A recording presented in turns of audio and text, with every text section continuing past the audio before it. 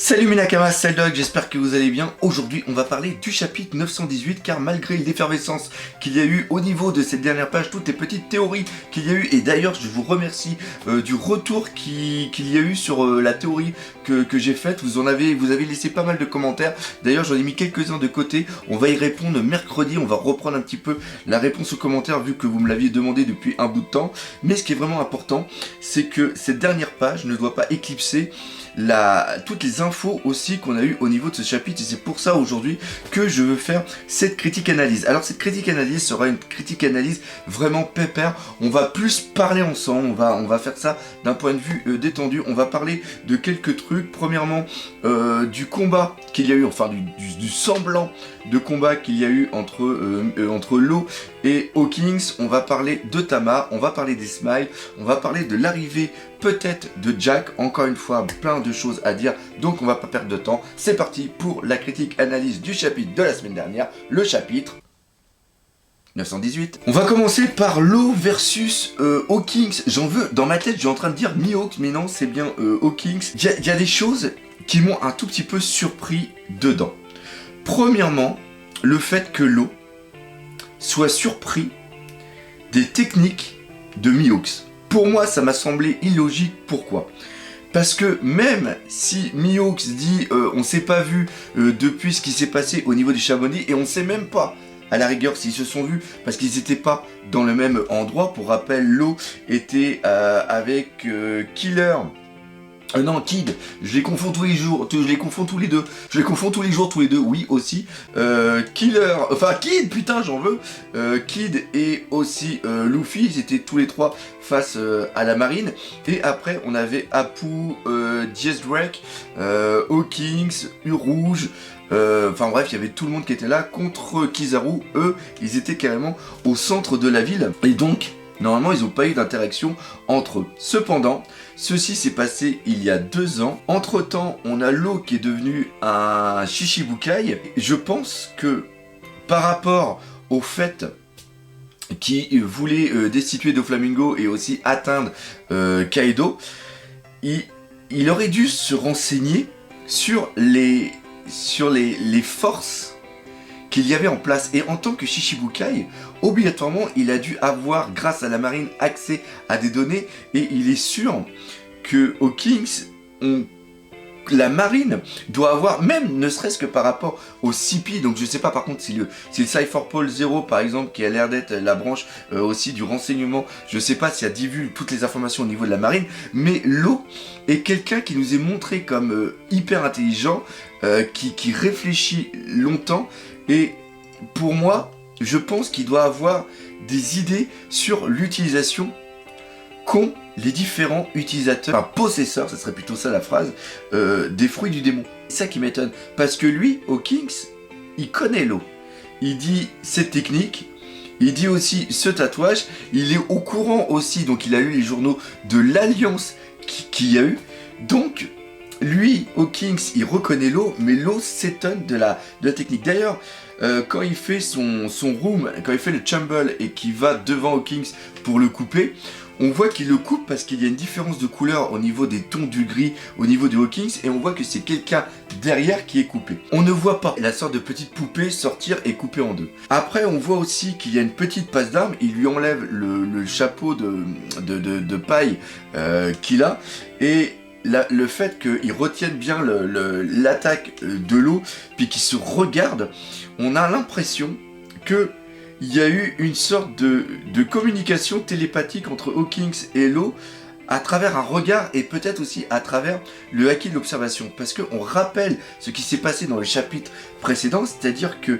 Hawkins avait reconnu la puissance des personnes seulement qu'à travers un regard.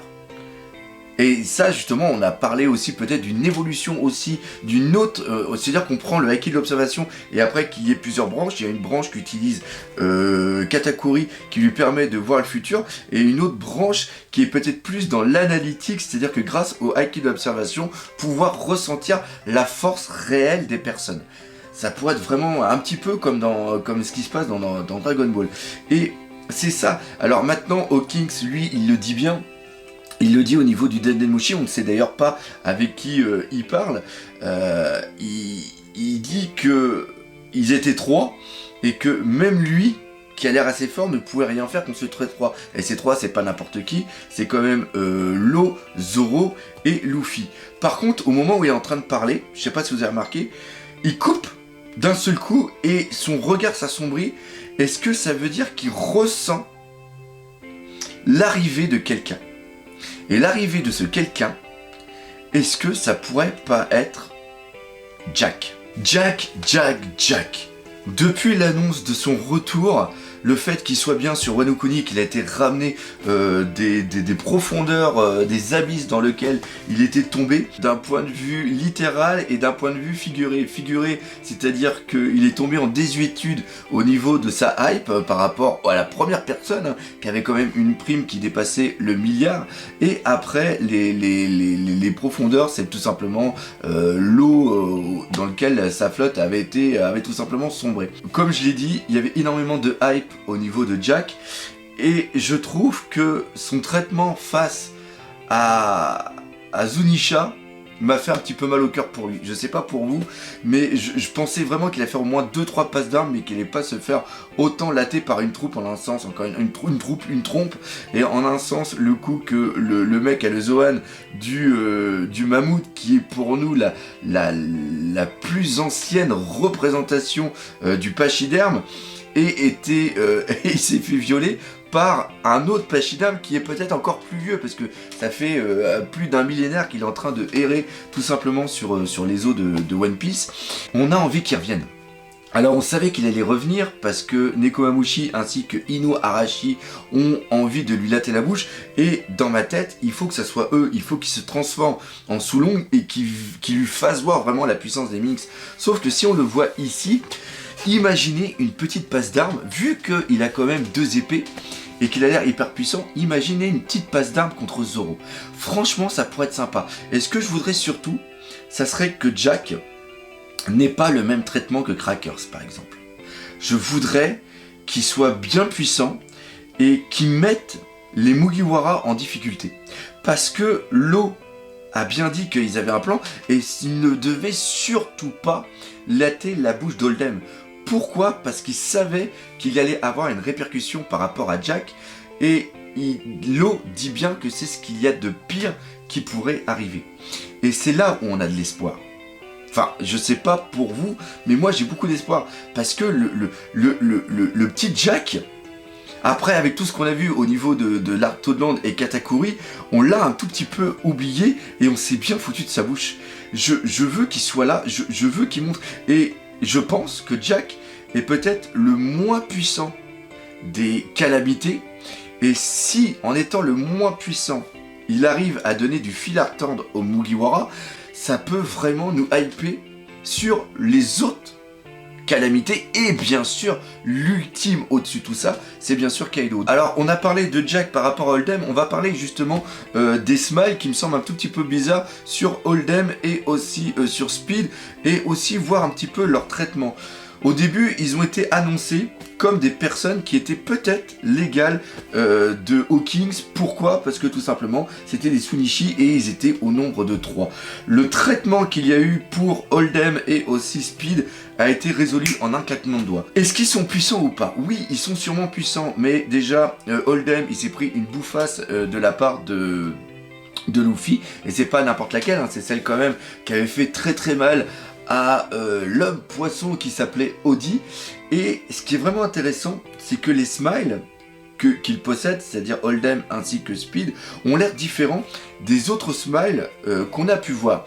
Au niveau de Zunisha, rappelez-vous, les mecs avaient des casques avec des cornes et ils étaient normaux et ils allaient attaquer et ils se transformaient. C'est exactement la même chose, mais de Shiphead Sama, il était normal et à un moment il se transforme, on a ses bras qui se transforment en sorte de cornes. Ce qui semble bizarre là, par exemple, avec Oldem, c'est que Oldem, il est humain, mais il a le lion qui est au niveau de son torse, qui a l'air d'être aussi indépendant de sa volonté, qui a l'air d'avoir sa propre mentalité.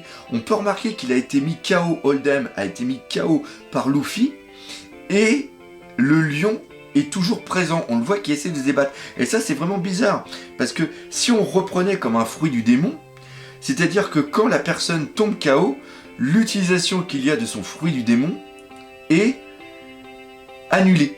C'est-à-dire qu'elle n'est plus active. On reprend par exemple Doflamingo. Doflamingo, il a fait la bird cage, il tombe KO, la bird cage se désagrège. Alors j'en vois certains faire des bons. Oui, je suis au courant que le smile n'est pas un vrai fruit du démon, c'est seulement qu'une copie, une mauvaise copie. Mais je pensais surtout que l'utilisation était identique. C'est-à-dire que c'est une capacité dont était maître l'utilisateur.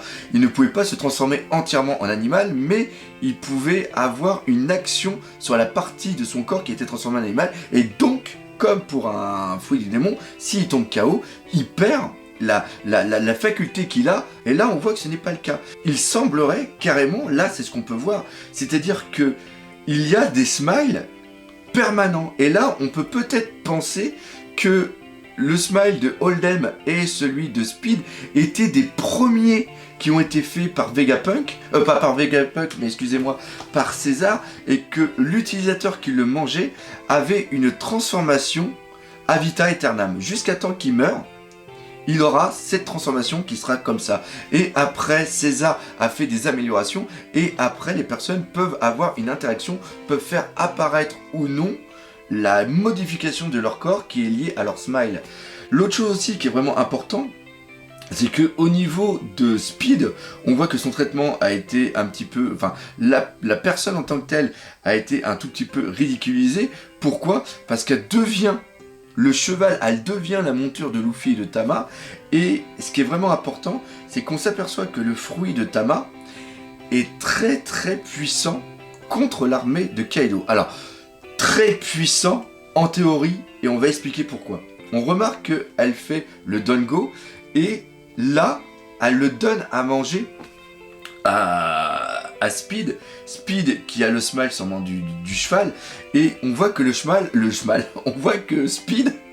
on voit que Speed le mange directement, et en le mangeant après, elle devient le serviteur de Tama. D'ailleurs à un moment, et ça j'avais pas vu, j'avais mal compris au niveau de la réaction là, t'as Luffy qui lui donne un ordre, on lui dit va suivre le chariot d'abondance, et a dit non, je ne suis pas ton serviteur. Et après on entend un s'il te plaît, le s'il te plaît est de Tama, et là elle obéit aux actions de Tama. Donc là tout le monde est en train de dire, eh bien c'est simple, Tama est l'antithèse de l'armée de Kaido, c'est-à-dire des Smile, comme par exemple Luffy avec son fruit du démon était l'antithèse du fruit de Eneru par rapport à l'électricité. Oui et non, parce que si en mangeant le Dengo, l'utilisateur de Smile devient le serviteur de Tama, faut-il encore qu'il le mange? C'est-à-dire qu'on peut imaginer, parce que quand la personne est transformée en Smile, elle ne devient plus totalement humaine, il y a une partie de l'animal qui va être présent à l'intérieur de lui. Et c'est cette partie animale qui va être contrôlée par Tama. Et ça fonctionne sur les anciens Smile peut-être. Ceux qui ont une capacité à rester totalement et indéfiniment en version mi-humain, mi-Smile. Sauf que les nouveaux Smile, déjà, il faut qu'il veuille bien manger, parce que là on a le cheval, dès que tu lui tends quelque chose, il va le manger, parce que le cheval est un petit peu gourmand. Donc là c'est cette capacité, c'est ce trait de caractère de l'animal qui a été appliqué à Speed, et donc c'est pour ça qu'elle le mange. Les autres Smile, par exemple le Smile du loup, du serpent, ou même on va dire Shiphead Sama, je pense que si il lui file un Dango, ils vont pas le manger, à moins de crever de faim. Depuis, ça va faire 2 semaines qu'ils crèvent de faim. Donc, à moins aussi de faire comme c'était au niveau de l'arc Thriller Bark, où ils envoyaient du sel dans la bouche des zombies et ça permettait de les annihiler. Là, il faudrait que Usopp, c'est le seul truc qu'on peut voir par exemple. Donc là, je viens juste d'avoir l'idée avec vous. C'est-à-dire qu'on a la petite Tama qui est là et elle met des petits morceaux de Dengo, Django, je me rappelle plus comment ça s'appelle, je le savais tout à l'heure. Et là, tu vois Usopp qui fait et puis les envoie dans la bouche des Smile, et les Smile deviennent justement des serviteurs. Mais si c'est les nouveaux Smile qui peuvent enlever leur capacité, est-ce que s'ils redeviennent totalement humains, ils perdent cette capacité à être justement les serviteurs de Tama. Je sais pas si vous suivez un petit peu la logique, et là maintenant on va prendre Jack. Il y en a beaucoup qui disaient oui mais là Jack il va être eu, c'est-à-dire qu'ils ont juste eu foutre un dingo dans la bouche, et puis Jack va devenir le serviteur des Mugiwara. Sauf que non, il faut que Jack veuille le manger, et si Jack par rapport à son Zoan redevient totalement un humain, il ne sera plus le serviteur. Donc voilà, ces trucs. Mais par contre, là, je suis bien content de l'idée que je viens de trouver avec le petit Usopp qui pourrait envoyer des dingos, ou oui, c'est comme ça que ça s'appelle, je ne sais même plus comment ça s'appelle, dans la bouche des petits Smiles de l'armée de Kaido. Et on va finir cette vidéo en parlant de deux passages qui m'ont marqué. La similitude qu'il y a eu entre l'attaque de Luffy et celle de Ace, et qui a touché Tama, et Tama justement voit en Luffy le Ace, même la promesse que lui fait que tout le monde va manger à sa faim quand il partira, et bien en un sens c'était aussi la promesse qu'avait fait Ace avant de partir. Déjà d'un point de vue de la symbolique, je trouve ça vraiment très très beau. Et après, il n'y a que quelques cases comme ça qui nous sont montrées par Eiichiro Oda, où on voit la souffrance du peuple, la corde de pendu avec la mère, avec le couteau qui va tuer son enfant. Pour ceux qui sont papas et pour celles qui sont mamans et qui me regardent, vous imaginez la dureté de cette action. On le voit souvent aussi, on le voyait dans Walking Dead, je sais pas si c'était dans la série, mais on le voyait dans le comics, où tu voyais des parents qui étaient avec leur enfant et qu'ils avaient tué leur enfant, et après qu'ils s'étaient tiré une balle dans la tête, tout ça pour pas devenir des zombies. C'est tuer son enfant pour pas qu'il souffre, c'est un désespoir vraiment ultime. Après tu vois la corde de pendu, parce qu'après la mère justement allait se pondre, parce que un parent ne peut pas, c'est très dur pour un parent de voir son enfant partir avant soi, et surtout être le véhicule de sa mort. Enfin bref, c'est un truc terrible. Donc voilà, ça c'est deux passages qui m'ont vraiment marqué. Et après le Zoro, qui est toujours aussi on se fout toujours autant de sa gueule avec les Mugiwara, là, le Trafi, et puis Zoro, où ils sont en train de se prendre la tête, puis là Zoro il le remet en place et tout, dans le genre non mais arrête de parler et tout, maintenant c'est fait, c'est fait. Ça on l'avait eu justement dans les, je me rappelle plus comment ça s'appelait, les petits mangas qu'il y avait justement, les One Piece. Ah, je me rappelle pas les One Piece fans, je me rappelle plus comment, il y a 3 tomes maintenant, où justement il y avait une petite histoire avec Law qui faisait un concours contre les Mugiwara, puis à chaque fois il perdait. Mais enfin bref, c'est des choses qui me font rire, et c'est des choses toujours qui donnent de la vie à One Piece, et c'est vraiment quelque chose que j'adore. Enfin bref, on a eu un bon chapitre. Maintenant on attend avec beaucoup d'impatience le chapitre de la semaine prochaine, en espérant avoir les réponses sur tous les trucs, en espérant aussi que ce chapitre 918 ne soit pas un remake du chapitre 900, on s'en rappelle tous. Donc voilà, ce chapitre 918 était quand même hyper intéressant, autre que la dernière page. C'est pour ça que j'ai vraiment voulu faire cette petite critique analyse. Encore une fois, j'espère que ces vidéos vous font plaisir. Si c'est le cas, n'hésitez pas à partager, parlez autour de vous. Et surtout, on n'oublie pas le principal, One Piece, c'est la vie. Allez, salut mes nakamas.